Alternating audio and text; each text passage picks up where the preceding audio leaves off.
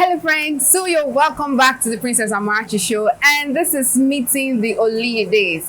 In the last episode we talked about the meeting, how they started, how the relationship began, the twists, the turns, the challenges, and trust me, it was an amazing session. And now on today's episode we'll be looking at the marriage proper.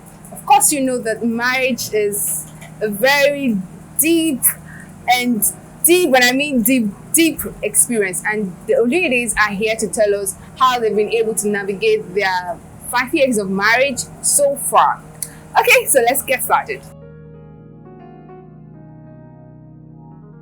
Okay, sir, and ma'am, thank you for the last series on how far you've gone, how far your relationship has been. So let's talk about marriage. How was it waking up beside your wife the next day after your wedding, Pastor Ayo? Let's start with the experience.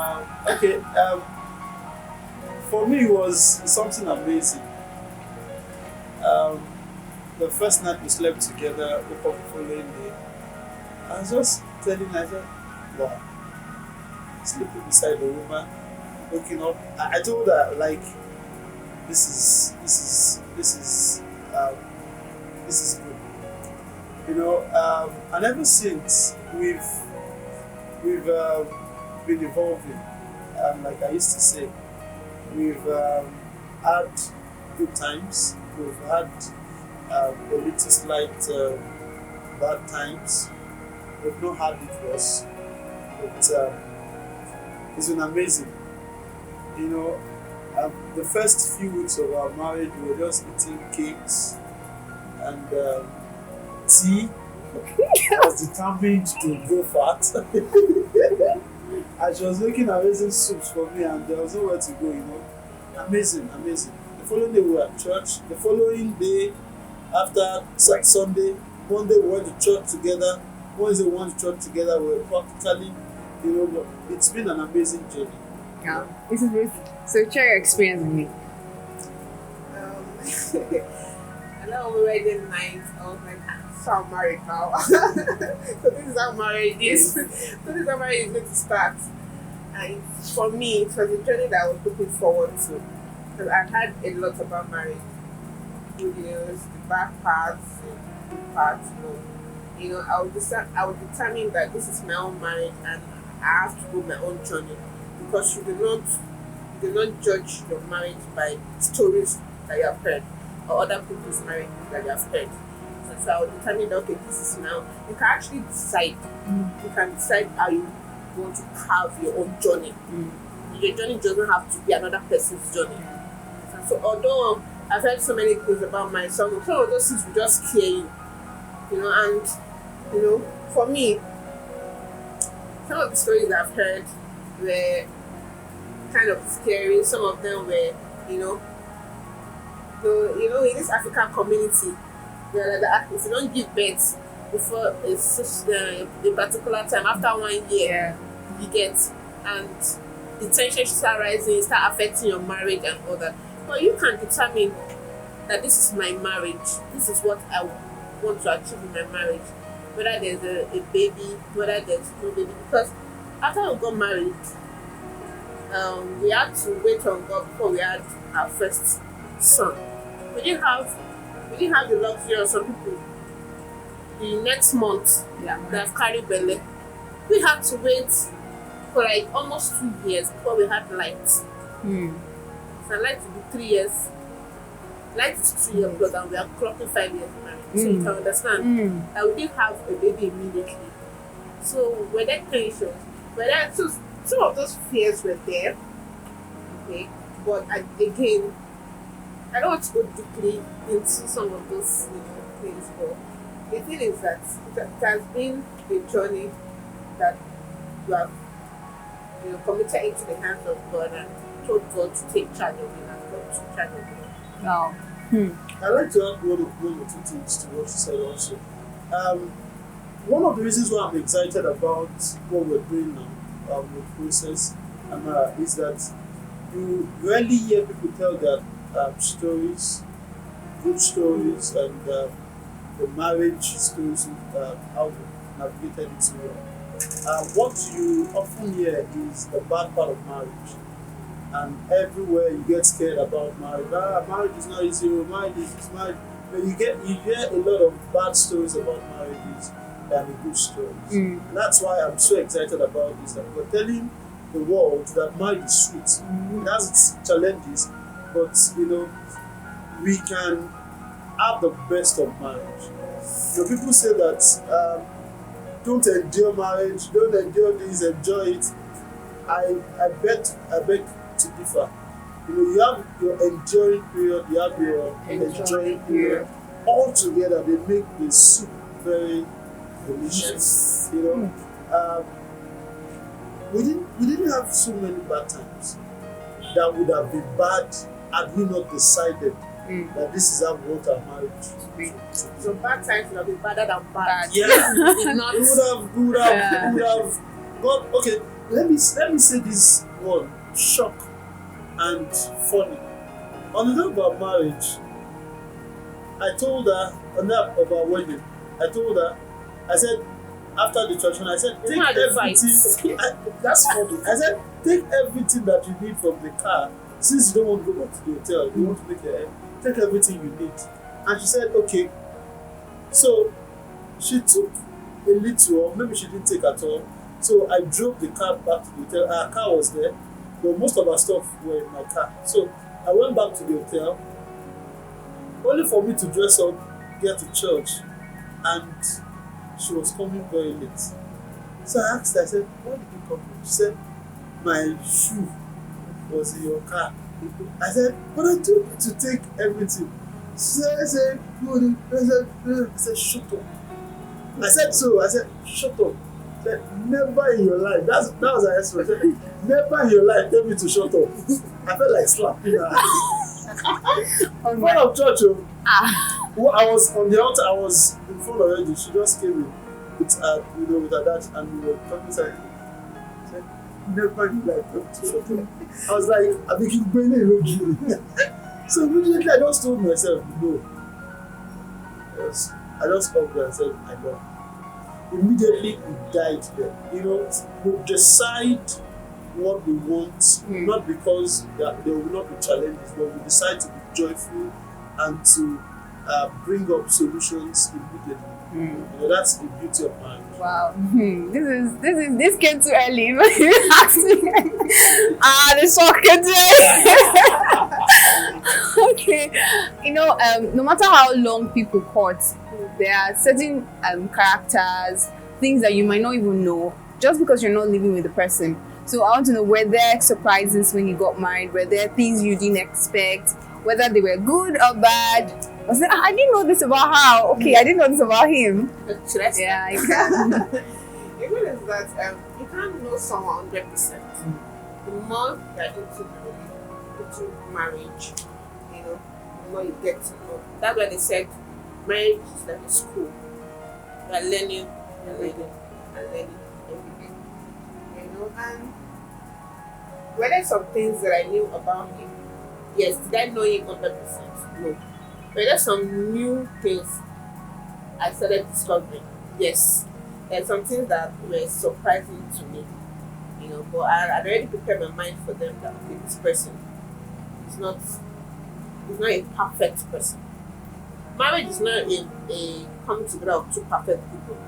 Marriage is a coming together of two imperfect people to try and balance things and bring forth something that is, perfect. You understand? And that is how that's been for me. Do I even remember most of the things? I don't. You understand? Because some things, people they keep some things in mind. And in marriage, you just learn not to keep plenty things in mind. You understand? Because the more you keep things in mind, I don't know how to explain it. When it's time for you, as some things come, you should be deleting it. Some things are not necessary. You should keep more of your happy moments together. Those moments are worth cherishing than the moments that are not really okay. The moments that are not really okay, you just delete them immediately because they're not useful for your marriage. Baggages. Or you try and manage them, you understand? They're not useful for the marriage, and that's the decision that we put together. That's amazing. I was struggling to try to remember. Remember. But the truth of the matter is, do I know her 100%? Even till now, I don't believe I know 100%. If I say I know all of her, then I'm lying. Because there are certain things that would not even show up now that there is no plenty money.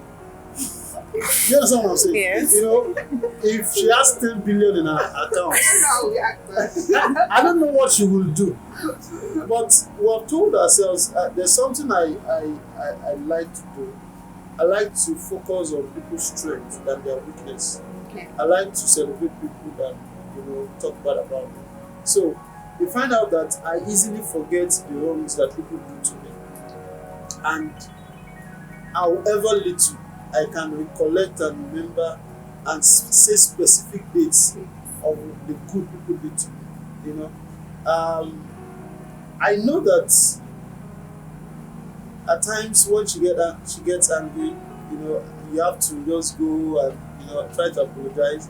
But even when in marriage, it was just normal. It was just normal that we hardly get angry. I remember one night that she wanted us to have an argument about something. And I said to her, no, I'm not arguing about this thing. In fact, I'm sorry. He wants us She wanted us to trash the issue.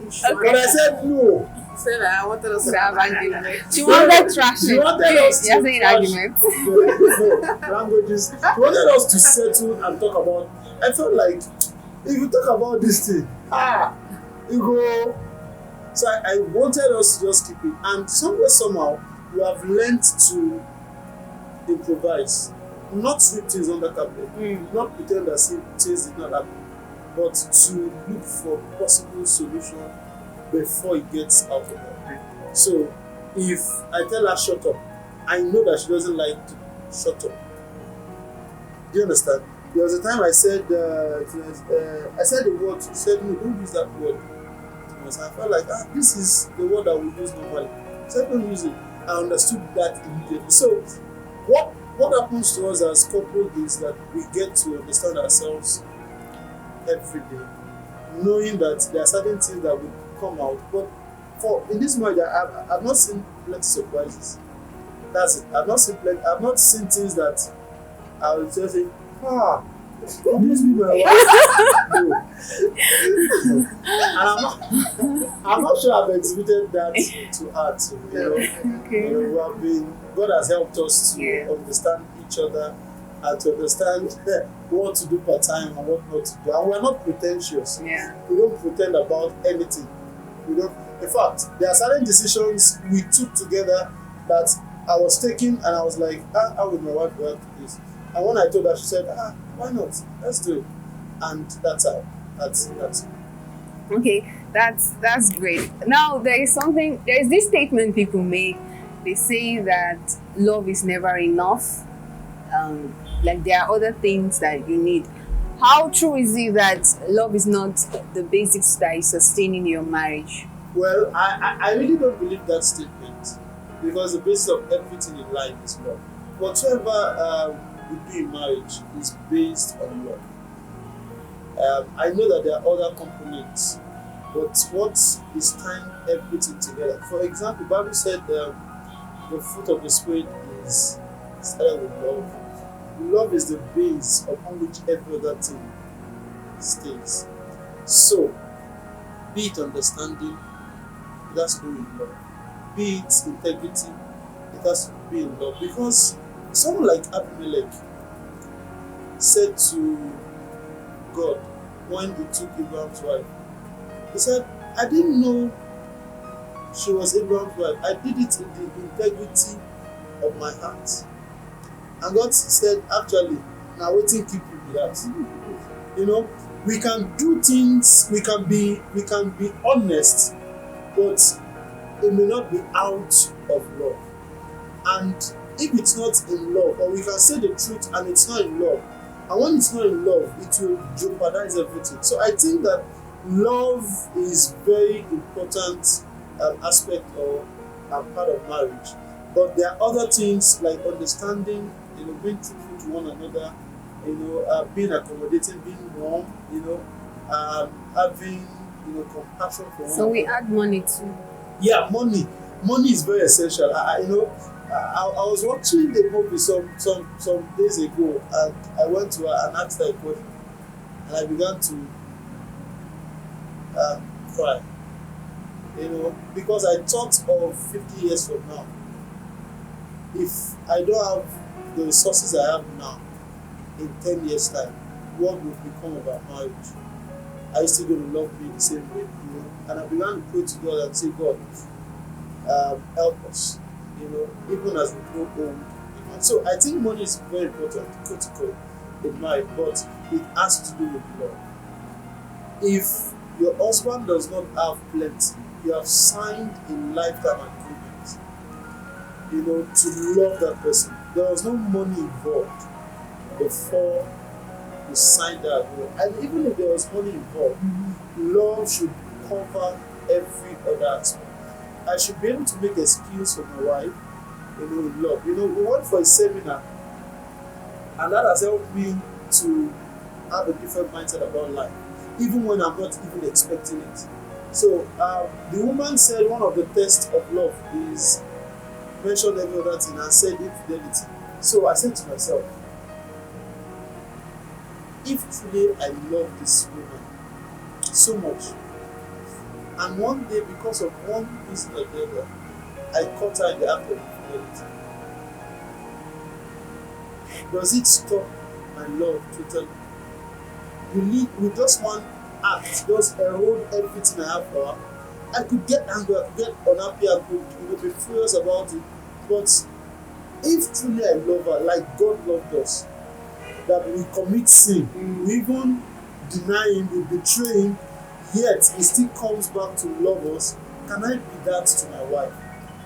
And so I know that even if every other thing is not in place and love is in place, love can bring every other thing in place. So for me, yeah, the statement may be true for every other person, the world, but according to the word of God, love is the basis for everything. For God so loved the world that He gave.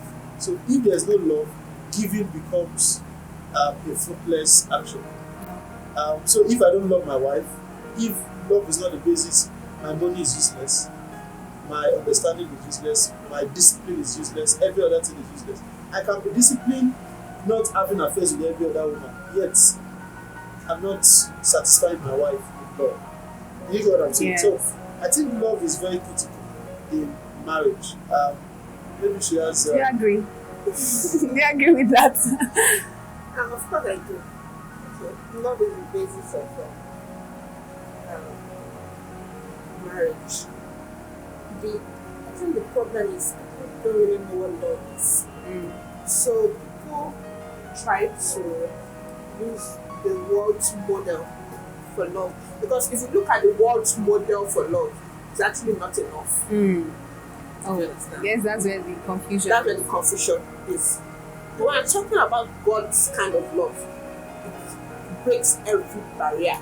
Whether That's there's no condition. I have no condition. The Bible talks about the love of God that is what? That is greater than every other thing. So it's incorruptible. It's unconditional. There's this song that I love so much.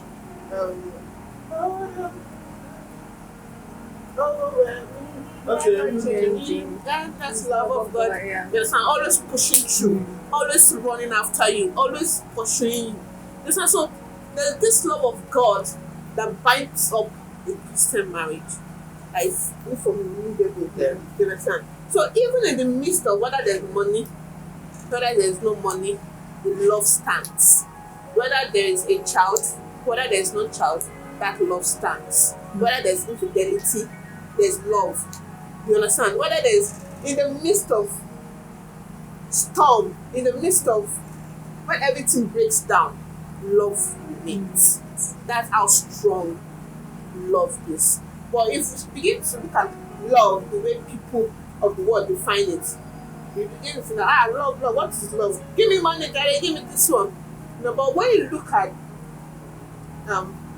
God's love that binds a Christian home Christian union together, you find out that that love is enough to sustain you for years. Even when every other thing has broken down.